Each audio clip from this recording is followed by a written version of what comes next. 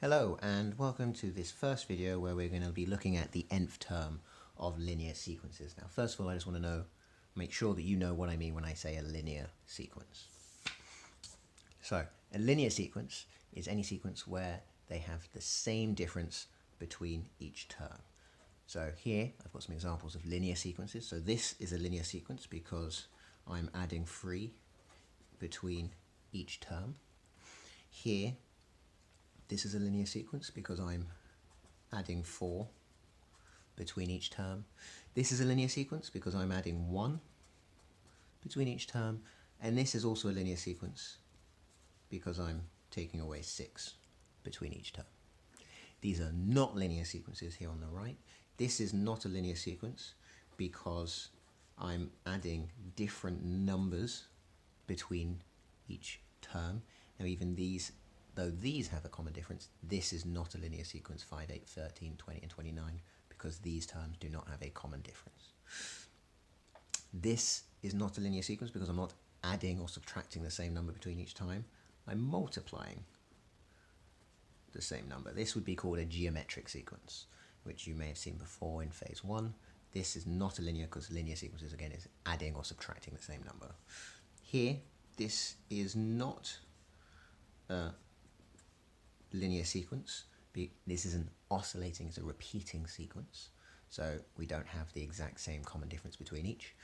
And this is also not a linear sequence because again, we're not adding or subtracting the same number between each.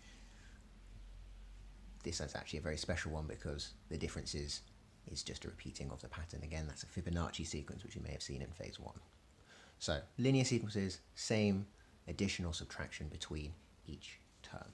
So nth term.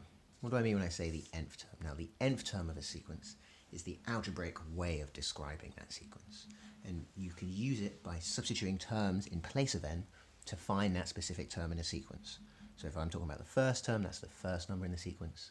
The 6th term is going to be the 6th number in the sequence. I could have the 10th term, the 20th term, the 100th term. The sequences go on forever. So let's have a look at this first example here. My nth term is 3n plus 1. So this is my algebraic way of describing the sequence. If I want to find the first term, what I'm going to do is substitute 1 instead of n. So 3n means 3 times by n. In this case, that's going to be 3 times by 1. And then add 1. And that would give me 4. Here, to find the second term, I would substitute 2 instead of n. So that's going to be 3 times by 2 this time. Plus 1. And that's going to be 7. And then my third term, again, I'd substitute 3 instead of n. So that's going to be 3 times by 3 plus 1. And that would give me 10. So this sequence would start 4, 7, 10. Now let's jump a bit. Usually, before knowing the nth term, if I wanted to find the 100th term, I'd have to write out 100 things. Nth term, much more efficient. Here I just substitute 100 in. So this is going to be 3 times by 100, and then plus 1, to get 301. So my 100th term, I can jump straight to it, is going to be 301. What about 4n here? Well, it's just 4 times by n. So my first term would be 4 times by 1, which is going to be 4. My second term would be 4 times by 2, which is going to be 8. And my third term is going to be 4 times by 3, which would be 12. So this sequence would start off 4, 8, 12, just the 4 times tables. Let's jump to the 10th term. That's just going to be 4 times by 10.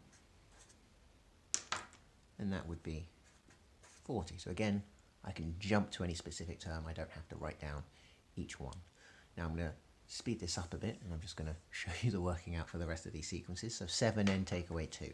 So the first term would be 7 times by 1 take away 2, which would give me 5. Second term would be 7 times by 2, and then take away 2.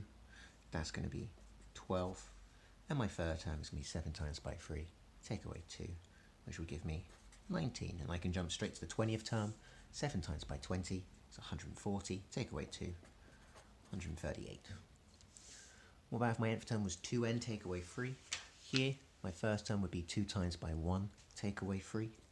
So that would be -1 for the start of my sequence. Then the second term would be 2 times by 2, take away 3, which would just be 1. Then my third term, 2 times by 3, take away 3, would be 3. So this sequence starts -1, and then 1, and then 3. Let's jump all the way to the 50th term.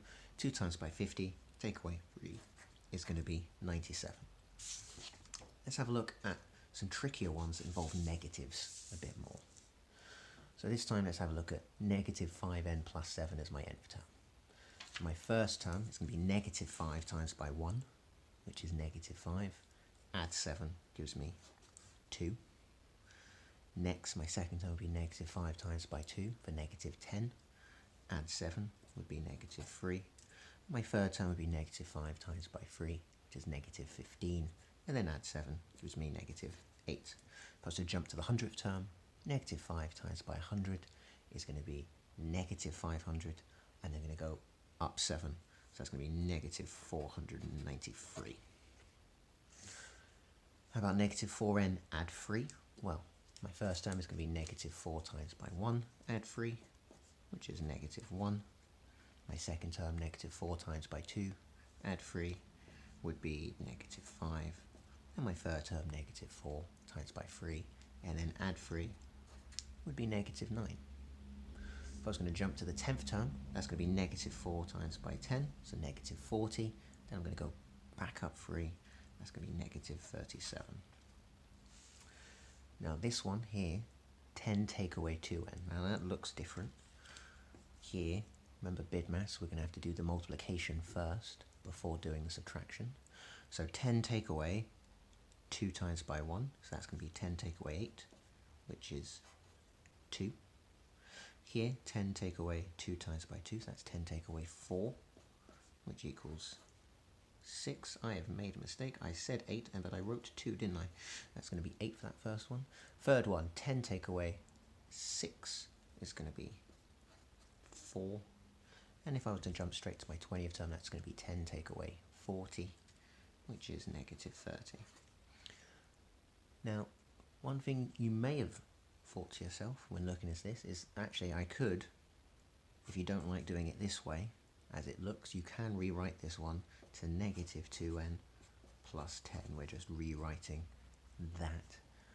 Addition is commutative. We can just swap those around and that's perfectly fine. Last one here, lots of negatives this time. -8n take away 4.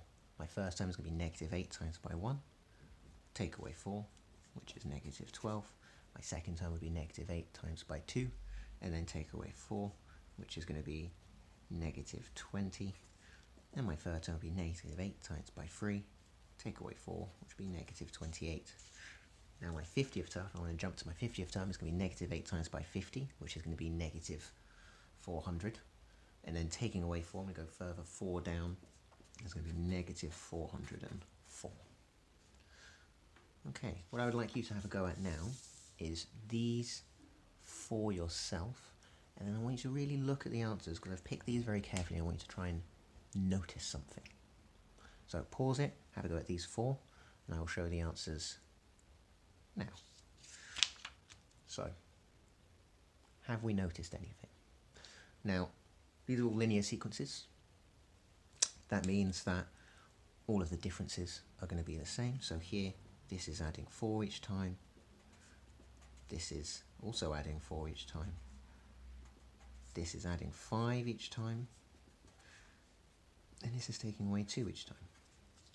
So one thing I really hope that you would have noticed is that the coefficient of n, the number in front of n, is what that common difference is with all of these linear sequences.